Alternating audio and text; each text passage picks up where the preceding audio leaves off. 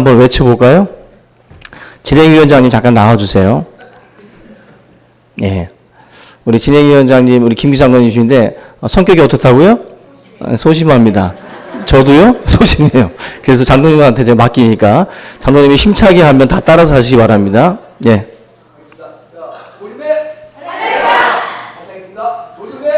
할렐루야.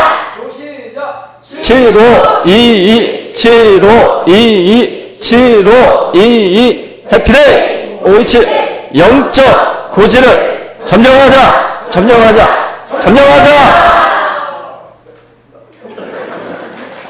그걸 안 하시네. 전도. 예. 나중에 하고, 전도는 나중에 하도록 하겠습니다. 예.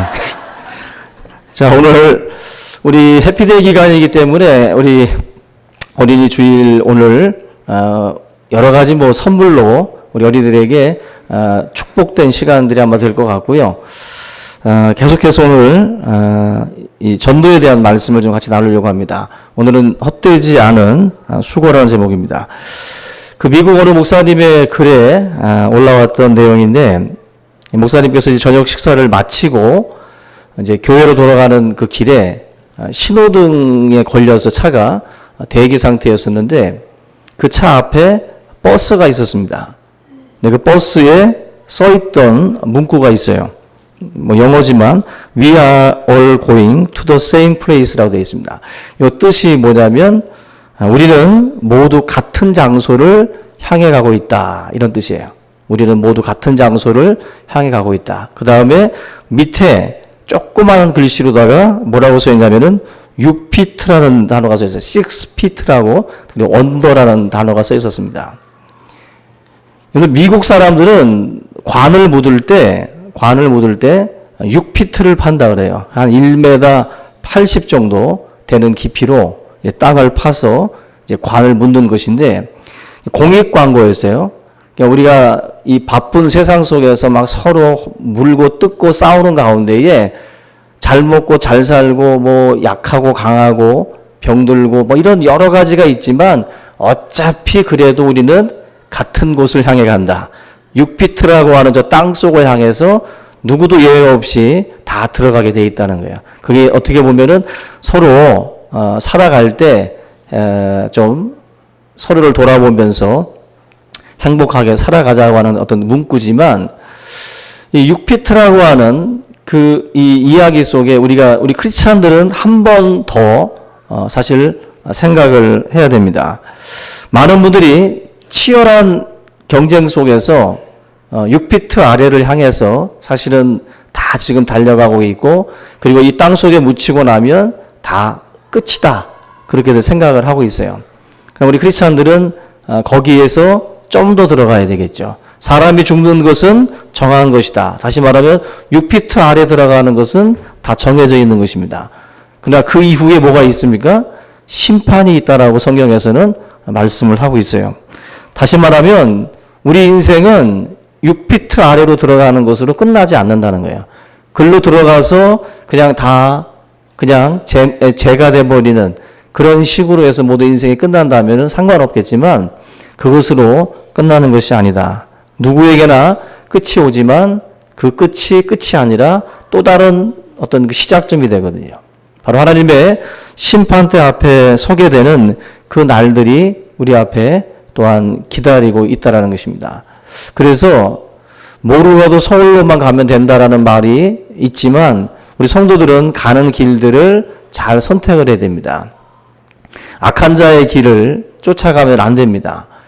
언제나 주님이 우리에게 주신 이 생애 속에서 우리가 정말 뭐로 가도 서울만 가면 되는 것이 아니라 정말 하나님이 말씀하시는 그 길을 따라서 사실은 저와 여러분들이 걸어가야 되는 이유가 있어요. 바로 하나님의 심판, 우리들의 삶에 대한 하나님의 심판이 분명히 있기 때문에 재물이든 우리들에게 주어진 자녀든 또 직업이든 모든 것을 청지기적인 생각을 가지고 우리가 잘 감당을 해야 돼요. 하나님이 이 땅에 보내실 때에는 사명이라는 게 있어요. 다시 말하면 주님 앞에 서는 그날에 정상을 하게 돼 있어요. 우리가 살았던 삶에 대해서 내가 너에게 맡겼던 그 달란트, 우리에게 허락해 주셨던 그 모든 것들, 건강부터 해서 그 모든 것에 대해서 어떻게 우리가 사용하다 왔는지 그 정산하는 때가 있다라고 성경은 말씀을 합니다. 그런 점에서 우리가 이 성경 속에서 보면은 다 사명이 다 있는데 그 중에 사명하면 가장 먼저 떠오르는 인물이 사도 바울이에요. 오늘 이 데살로니가전서도 사도 바울이 쓴 편지이기도 한데 천재기적인 사명을 가지고 그가 하나님 앞에 자기의 삶을 드렸던 그런 그 모습들을 우리가 보게 됩니다. 이방인의 사도로 하나님께서 사도 바울을 부르셨어요. 사실 사도 바울은 준비된 자로서 우리가 볼 수가 있는데 당시에 사도 바울이 갖고 있었던 많은 탁월함이 있습니다. 그 탁월함 중에 언어적인 탁월함이 있어요. 헬라어라든지 또 철학이라든지 또 문학, 또 이스라엘의 어떤 율법이라든지 이런 모든 것에 전통했던 사람이 바로 이 사도 바울입니다. 그러니까 세계화된 인물이에요. 어디든지 가서 복음을 변증할 수 있는 준비된 사람이 바로 사도 바울이라는 것입니다. 그래서 바울이 예수님을 만나고 난 뒤에 자기의 사명은 자기가 가지고 있는 그 능력을 가지고 전 세계를 다니면서 이방인들에게 보냄을 받은 이방인의 사도로서의 사명을 감당해야 되겠다라고 다짐을 하고 1차, 2차, 3차 세계 전도 여행을 이제 가게 돼요. 교통편이 좋았던 시절이 아니죠. 뭐 거의 2000년 전이니까. 그 시절에 바울의 그 경로를 이렇게 따라가 보면 17,000km 정도를 이동을 했다 그래요. 근데 그 지구 둘레가 한 4만 킬로가 된다 그래요. 4만 킬로. 그러면 17,000km면 거의 뭐 절반에 가까운 그 거리를 복음 들고 이동을 했다는 거예요. 이 요즘 같은 경우는 뭐 비행기 타고 다니니까 그 거리가 별로 중요하지 않지만 사도 바울 시대에 지구 반을 다니면서 복음을 전했다고 한다면 이거는 정말 그 삶을 완전히 불태웠다라고 볼 수 있어요.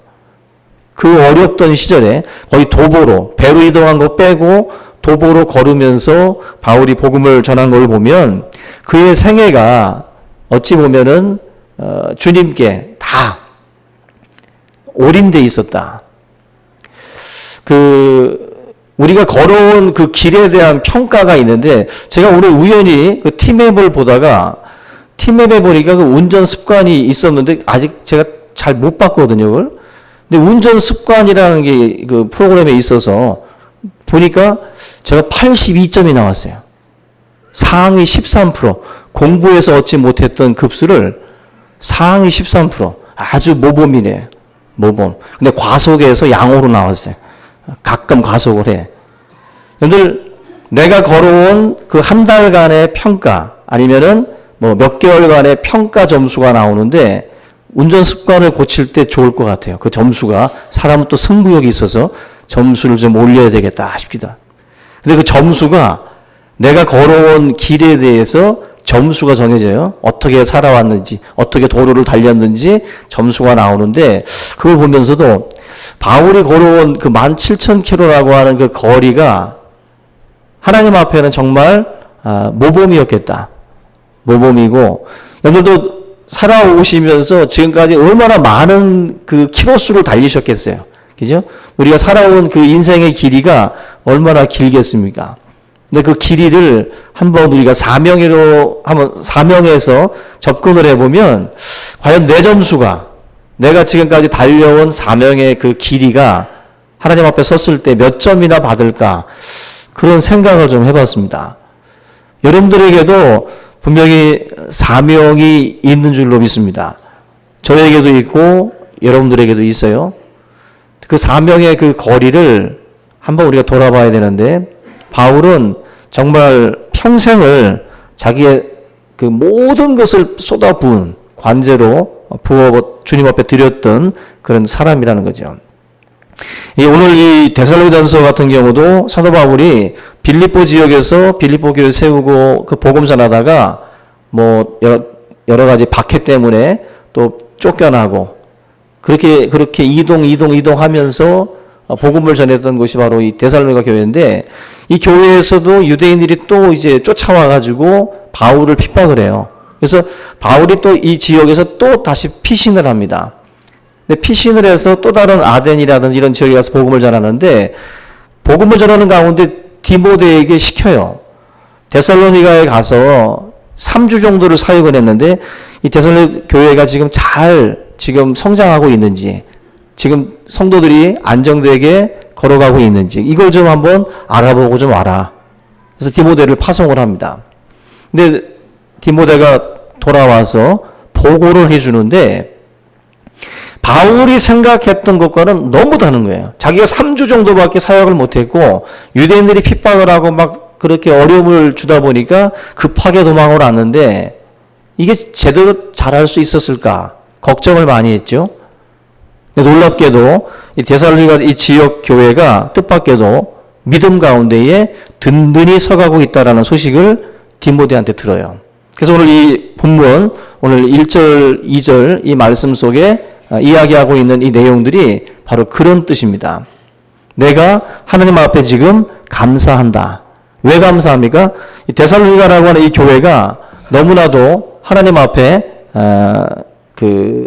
자기가 생각지 못했던, 자기가 쏟아부었던 시간에 비해서는 너무나도 교회가 아름답게 성장을 한 거예요. 3주밖에 안 돌봤어요.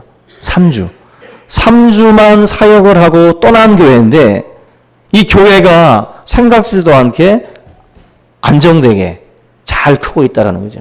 이건 뭘 말하냐면은 내 자신이 복음을 위해서 헌신을 하지만 자라나게 하시는 분은 하나님이라는 거예요. 아멘. 그래서 바울이 그 유명한 말 하잖아요. 물 주고 심는 이들은 우리 인간들입니다. 심고 물 주는 것은 우리의 역할이에요. 그런데 자라나게 하시는 분은 하나님이라고 그랬어요. 자라나게. 파수꾼의 경성함도 여호와께서 지키지 아니하시면 다 허사인 거예요. 우리가 그렇다고 하나님이 우리의 수고를 없애는 건 아닙니다. 그러나 우리가 수고하지만 우리의 수고는 어쩌면 하나님이 우리에게 주시고자 하는 상급 때문일 수 있어요. 근데 그 수고를 통해서 하나님이 자라나게 하시는 거예요.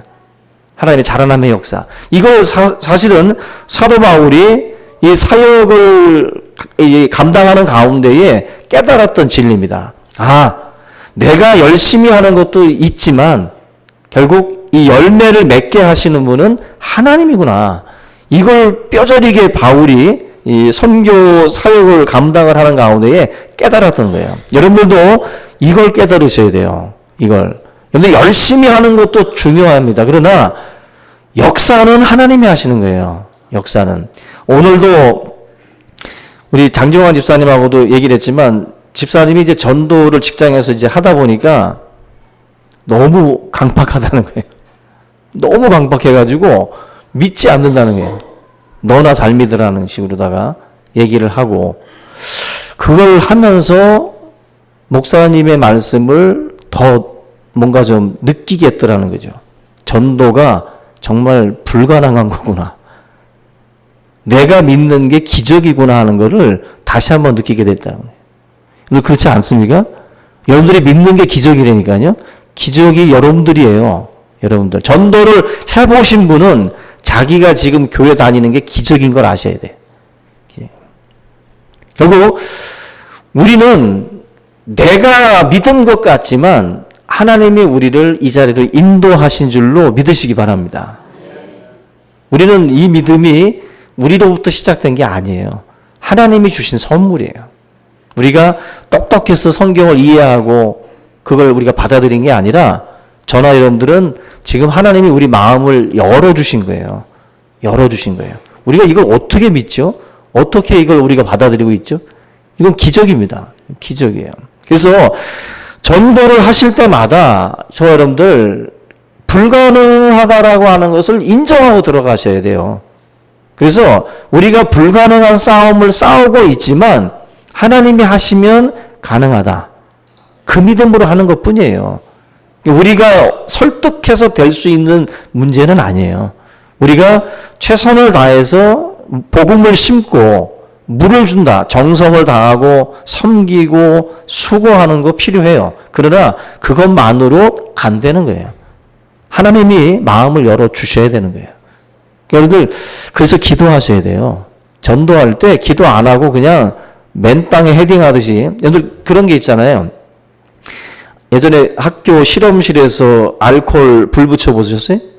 불 붙이면은 심지가 타는 거예요? 기름이 타는 거예요? 그 알코올이 타는 거예요, 알코올이. 알코올이 안 타고 그냥 그 심지가 타면 그 심지 조만간에 없어집니다.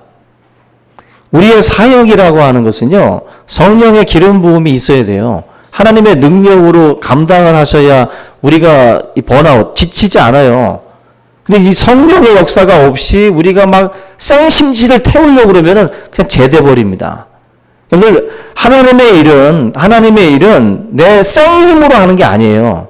생님으로. 교회 사역 막 열심히 하는데 기도 안 하고 하는 분들 나중에 제대입니다. 다 뻗어요. 다 뒤로 나자빠진다고. 하나님의 일은 절대로 그런 식으로 못합니다. 한 해, 두 해 하고 끝나는 게 아니거든요. 이 사역이.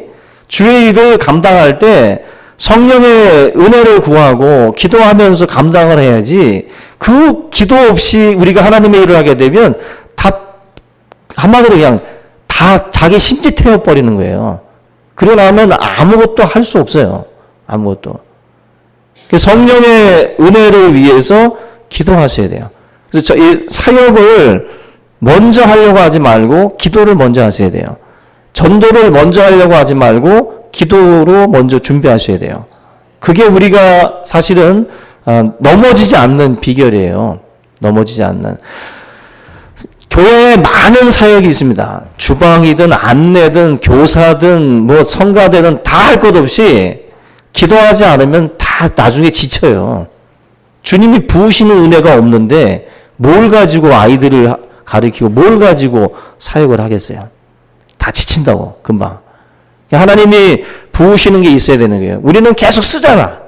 계속 내 걸 쓰고 있는데, 내 걸 소진하고 있는데, 하나님으로부터 부어지는 은혜가 없이는 나중에 다 고갈돼 버려요. 고갈돼 버린다고. 우리가 이 사도 바울이라고 하는 이 사람이 자라나게 하시는 분의 어떤 그 사역, 하나님의 그 귀중한 사역을 이 바울은 아는 거예요. 이걸 알기 때문에 날마다 하나님 앞에 기도하고 간구하면서 이 사역을 감당했던 것입니다. 우리 따라합시다. 열매 맺게 하시는 분은 하나님이십니다. 예, 열매를 맺게 하시는 분은 하나님이에요. 우리가 거기까지는 우리 권한이 아니에요. 우리는 먼저 수고하고 하나님 앞에 맡기고 기도할 뿐입니다. 여러분들, 그래서 전도하다가 받아들이지 않으면 신발에 먼지 딱 털고 딱 떠나라는 거예요. 거기서 또 괜히 지지고 볶고 지쳐있고 거기서 막 상심해 있고 그렇게 있지 말고, 누가 거절하면 탁 털고 딴 데 가서 또 전하고 또 나가고 그렇게 나가야지, 여기서 나 거절했다고 또 다른 사람도 나 거절할 거야, 거기서 좌절해 있지 말고 하나님께서 나에게 주시는 은혜로 계속 나가줘야 돼요. 바울이 만약에 여기서 거절한다고 멈췄으면 어떻게 1차, 2차, 3차를 갑니까? 다 받아들인 게 아닌데. 오늘 저희들이 하나님의 사역, 하나님께서 우리의 수고가 헛되지 않도록 반드시 역사하리라고 믿고 우리가 이 사역을 감당할 수 있기를 주의 이름으로 부탁을 드립니다. 그 모라비안 교도라고 있습니다. 이 모라비안 교파 출신이었던 조지 스미스라고 하는 분이 있는데, 이분이 그 청년일 때 유능한 그 신앙인이었습니다. 그래서 이분이 아프리카에 가서 한평생 선교하겠다 다짐을 하고 준비를 하고 이제 아프리카 선교를 떠났어요. 근데 안타깝게도 후원자 얻어서 선교지까지 갔는데 그 장소에서 정부로부터 추방을 당했어요. 추방. 근데 그 짧은 기간 조지 스미스가 그 아프리카에 머물면서 전도한 사람이 딱 한 명이에요. 딱 한 명. 그리고 나서 이분이 추방을 당한 거예요. 얼마나 안타깝습니까? 얼마나 안타깝습니까? 그래서 결국 아프리카에 남겨진 한 생명을 놓고 그냥 기도하고 있었습니다. 간절한 마음으로. 그 주변 사람들은 조지 스미스의 아프리카 선교가 실패했다라고들 얘기를 많이 했어요. 놀라운 사실은 몇 년 후에 그 아프리카 지역 그 복음화 그걸 한번 조사해 봤더니 그 조지 스미스가 전도했던 그 한 사람이 13,000명을 전도했어요. 13,000명. 이걸 다른 사람들이 그가 추방당해서 왔을 때만 해도 그 사역은 실패했다고 봤는데 그건 우리 생각인 거예요. 우리 생각. 하나님이 조지 스미스가 던졌던 그 복음의 씨앗이 그 한 사람을 통해 가지고 13,000명에게까지 다 퍼져나가게 하신 거예요. 이거 참으로 놀라운 일이죠. 그러니까 우리가 생각하는 것과는 다르게 복음의 확장이 있어요. 복음의 확장성이 있습니다. 그래서 이런 부분에서 저와 여러분들이 전도자가 된다라고 하는 것은 실패라는 말을 해서는 안 돼요. 절대로. 여러분들이 복음을 전하면 그것으로 성공해요. 전도자는 복음을 전하는 자지 그 사람을 교회까지 앉히는 게 아니에요. 그거를 자꾸 생각을 하면은 우리가 의욕이 꺾여요. 우리가 못한다고 전도를. 근데 내가 나에게 역사했던 그 복음을 전하는 것으로서 우리가 그 책임을 다하고 그 사역을 감당하고자 할 때 하나님께서 씨를 뿌릴 때 그 씨가 자랄 수 있도록 하나님이 역사하시는 겁니다. 담대하게 사실은 이 복음을 우리가 만나는 사람들마다 때를 얻든지 못 얻든지 전하시는 거예요. 그게 전도자의 첫 번째 자세입니다. 그래서 복음 증거는 여러분들 지금 누군가에게 전하고 계시고 그분이 거절을 하고 있어도요. 그 복음 전하는 그 일에 대한 가치는 절대로 보잘것없는 게 아니에요. 그리고 후회할 일을 하신 게 아니에요. 아유 괜히 부침개 갖다 줬어. 괜히 수세미 갖다 주고 괜히 비누 갖다 줬어. 아우 짜증나 볼 때마다. 왜 이렇게 얄통스럽냐. 그렇게 해줬는데도 어쩜 이렇게 받아먹기만 하고 저러냐. 그렇게 상처 입죠. 쪼잔하게.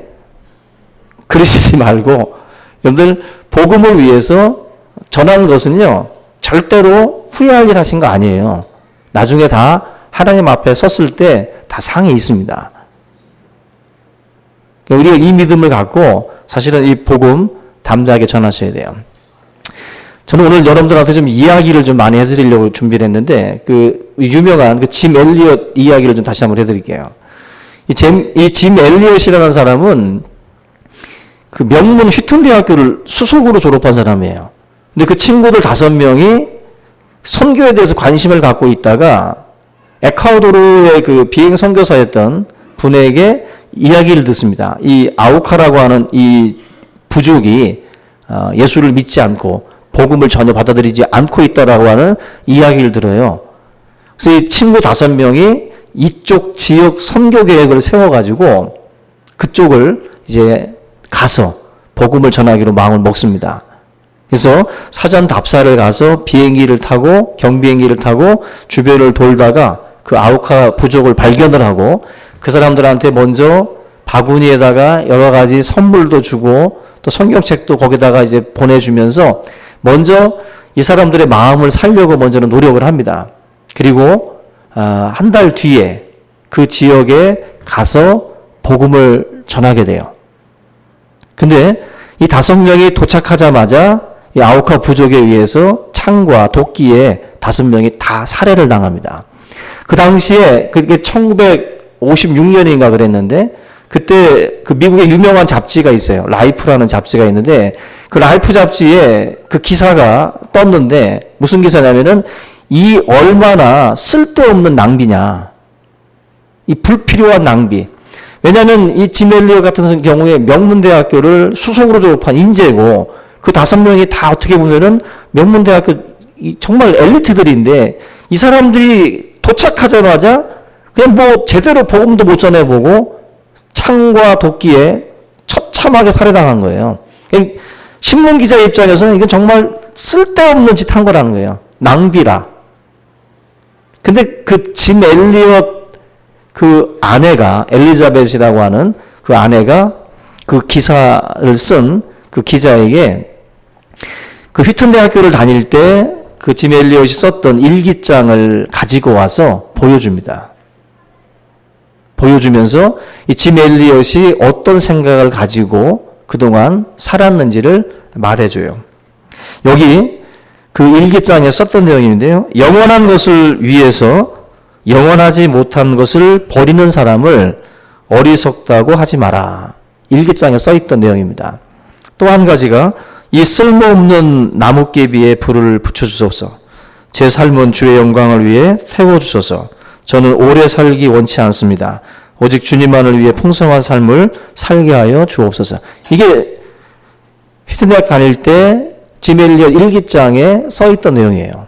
근데 정말 자기의 몸을 불태우기를 원했던 청년인데 29에 죽습니다. 29에. 결국 라이프 잡지에서 그 기사가 나갔던 것처럼 일반인들이 볼 때 너무 억울하고 너무 안타까운 거죠. 어떻게 이 푸르고 푸른 이 젊음이 꿈도 못 펼쳐보고 그것도 저런 부족들한테 가가지고 쓸데없이 창과 도끼에 저렇게 처참하게 죽을 수 있냐. 근데 이 기자가 그 일기장을 보고 나서는 결국 깨닫게 된 거죠. 이게 결코 쓸데없는 죽음이 아니다. 나중에 그의 아내 엘리자벳이 뭐 간호사 훈련이라든지 정글 생존 훈련이라든지 이런 훈련을 받고 다시 그 아우카 부족에게로 들어가요. 그때는 이 엘리자벳 이 부인도 목숨 걸고 들어간 거예요. 그 살해당했던 그 5명의 그 아내들과 같이 들어가요. 목숨을 바친 건데 알고 보니까 아우카 부족은 여자는 죽이지 않습니다. 여자는 죽이지 않고 여자를 죽이면 여자를 건드리는 건 굉장히 아주 비겁한 짓으로 보기 때문에 여자는 그냥 살려놓은 거예요. 그래서 이 여인들이 그 부족 안으로 들어가서 열심히 그 사람들을 섬긴 거예요. 근데 안식년이 됐을 때 이 엘리자벳이 고국으로 다시 돌아가려고 준비를 할 때 이 추장이 너무 고마우니까 잔치를 열었어요. 잔치를 열고 이야기를 하는 중에 당신들은 도대체 우리에게 왜 이렇게 지극정성으로 우리를 섬기고 우리에게 도와주냐고 물어보니까 그때서야 이 엘리자벳이 그 얘기를 해준 거예요. 당신들이 몇 년 전에 5명의 선교사들을 죽였는데 우리가 바로 그들의 아내다. 이분들이 당신들을 위해서 꼭 전하고 싶었던 말이 있었는데 그 전하고 싶었던 말을 전하지 못하고 죽었다는 거죠. 그 추장이 깜짝 놀란 거예요. 그 얘기를 듣고 무슨 이야기를 우리에게 전해주고 싶었는지를 듣게 됩니다. 그러면서 결국 이 아우카 부족이 그리스도를 영접을 하게 돼요. 놀라운 것은 당시에 5명의 그 선교사들을 찔러 죽였던 5명이 있는데 4명이 목사가 되고 1명이 전도자가 돼요. 놀라지도 않아요. 4명이 목사가 되고 1명이 전도자가 됐다니까?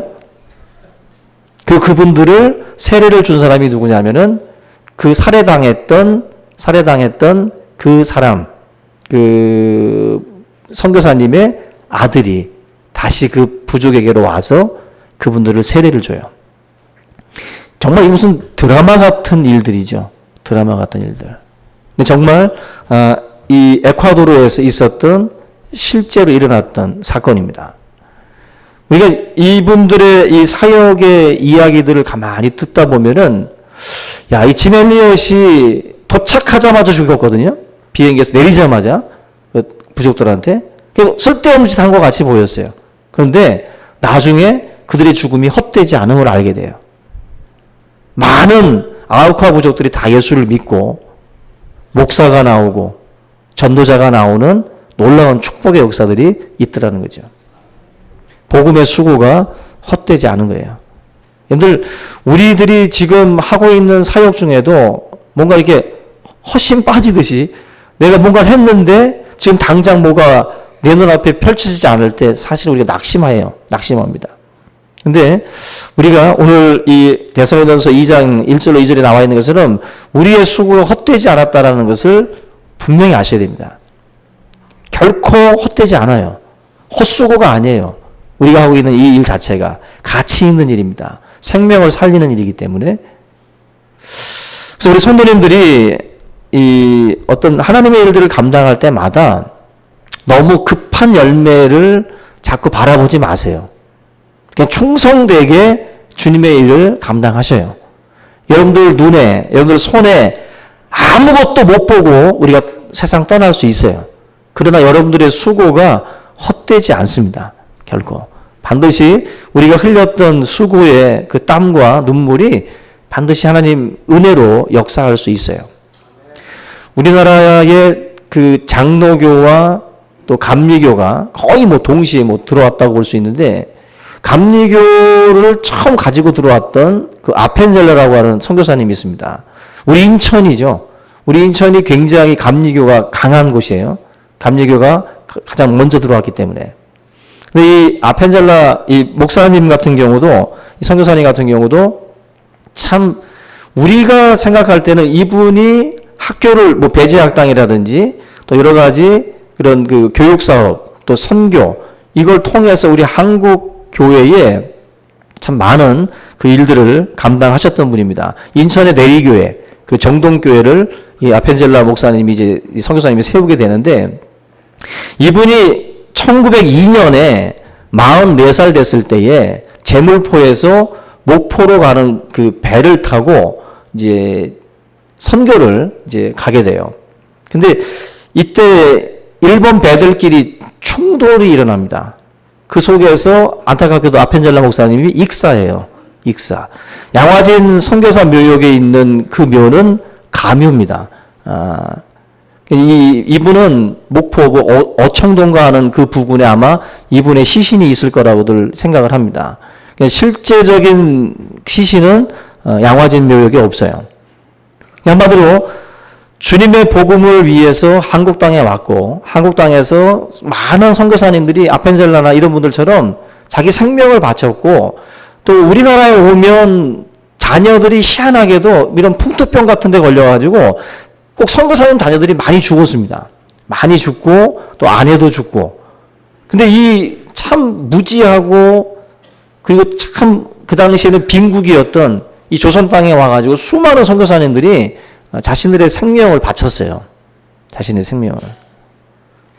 결국 이들의 수고가 지금 이 땅에 많은 교회들이 태동될 수 있도록 만들었던 원인이에요. 그들의 죽음이 아마 알고 있었던 지인들이 볼 때는 참 헛된 죽음처럼 보였고 낭비처럼 보일 수 있어요. 저는 여러분들이 교회 사역을 할 때 마치 주일날 그런 말 들었는데, 주일날 교회 오면 손해를 보지만 내가 주일을 지킨다, 이런 생각을 갖고 있는 분들이 있어요. 이런 분들 굉장히 믿음 있는 것처럼 보이지만 그 말도 믿음 있는 말은 아닙니다. 손해보지만 내가 주일을 거룩히 지키는 게 아니에요. 손해보고 있는 시간이 아니에요, 여러분들. 절대로. 우리가 지금 하고 있는 예배, 내가 하고 있는 수고, 이게 우리의 것을 막 우리가 굉장히 손해보고 있는 행동이 아니라 오히려 이것이 우리에게 복이고 이게 우리에게 은총이에요. 이걸 오히려 우리가 착각을 합니다. 복음을 전하고 예배를 드리고 우리가 수고하는 모든 것은 헛되지 않습니다. 반드시 하나님 앞에 이 모든 것에 대한 상이 있어요. 이것을 우리가 믿고, 손해보는 예배 아니에요. 손해보는 전도 아니고 다 가치 있고 의미 있는 작업들입니다. 이 믿음을 가지고 우리가 하나님 앞에 부여받은 이 사명, 정말 주님 앞에 서는 그날까지 잘 감당할 수 있는 저와 여러분이 될 수 있기를 주님의 이름으로 축원합니다.